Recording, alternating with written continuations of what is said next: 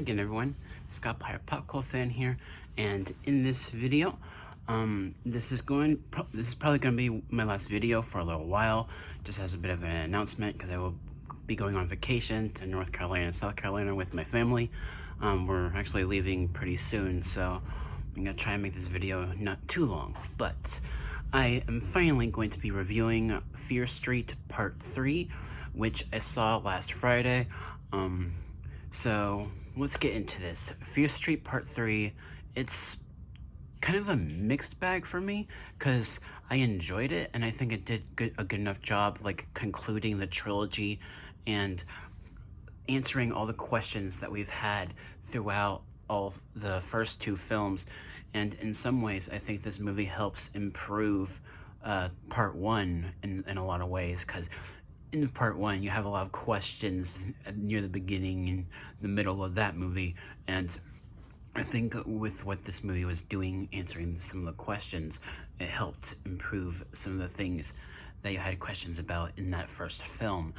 And one criticism that I have about the movie is that because it takes place in the 1666, they reuse a lot of the same actors from Part 1 and playing different characters, which if this was an anthology series, that wouldn't bother me, but it's not an anthology series. It's one narrative taking place throughout these three movies, so they reuse the same actors to play different characters in this time period, and it would make sense with the lead character, but with the others, not as much. So that's one criticism that I have about the movie.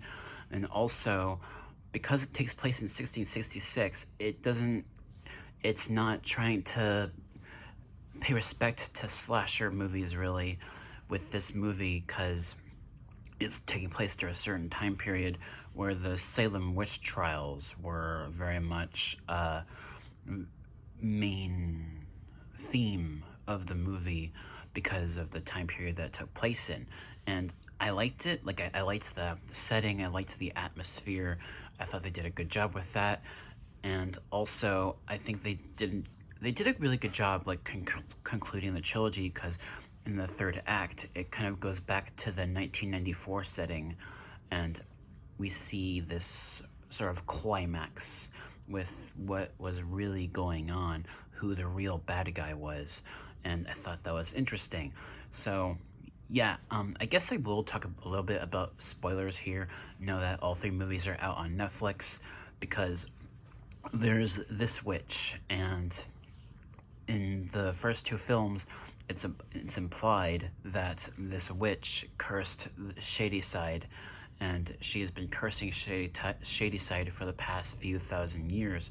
And there's these people who become possessed, supposedly by the witch, that kill people, several people throughout these different time periods. And I thought that was interesting, but there was something missing about that.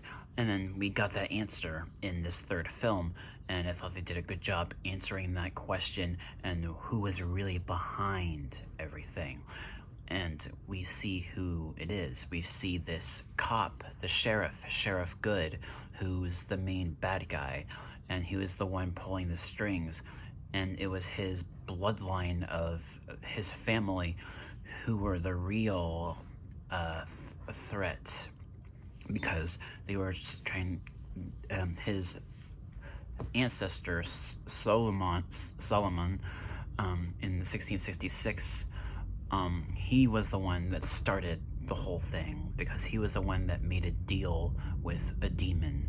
And so the witch, she was innocent, and I thought that was interesting, and I thought it was interesting how all of that played out, and I really enjoyed it.